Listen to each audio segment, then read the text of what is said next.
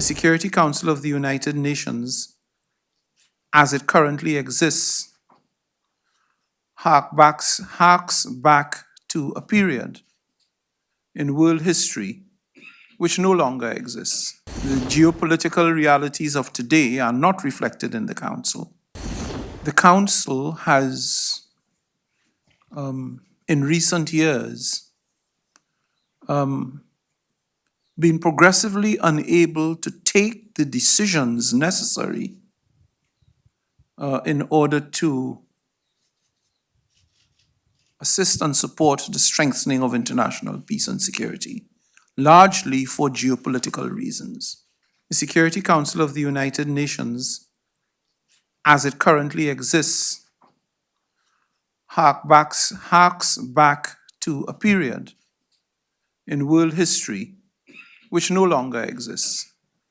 It was formed, as you know, in the immediate post-1945 era. Since then, the world has changed radically. The geopolitical realities of today are not reflected in the Council. And there are those who claim that the Council is in urgent need of democratization. The fact of the matter is that the Council has, in recent years, been progressively unable to take the decisions necessary in order to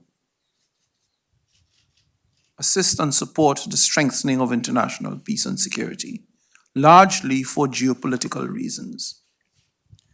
The geopolitics, the global dynamics of the geopolitics gets imported into the Council, and that results invariably in the use of the veto by one or the other party.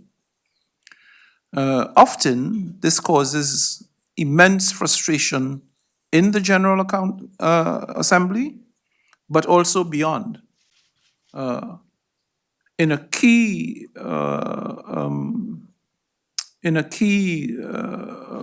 area of concern for the UN as a whole, and that is the key constituency of the 8 billion people who are looking on. So reform of the Council is absolutely necessary. I don't think that there is any member of the United Nations that would deny that there is a need for reform of the Council. Of course, there are those who are less anxious to engage substantively in the process of reform, because if you are in a privileged position, you are not necessarily in a hurry to lose privilege. But I think it is well appreciated that the old formula, the existing formula, is woefully inadequate. And in the interest of the system as a whole, of the multilateral system, and of the ability of the United Nations to discharge its mandate, reform is inescapable. The question then becomes, what is the formula by which this reform would take place? And that is essentially the stuff, the core of the negotiations. Unhappily, I don't have exciting news for you, because the actual negotiations, while there is a decision and there is an apparatus to engage in the formal negotiations for reform of the Council, the commencement of formal negotiations has not taken place. That is something on which members need to come to consensus.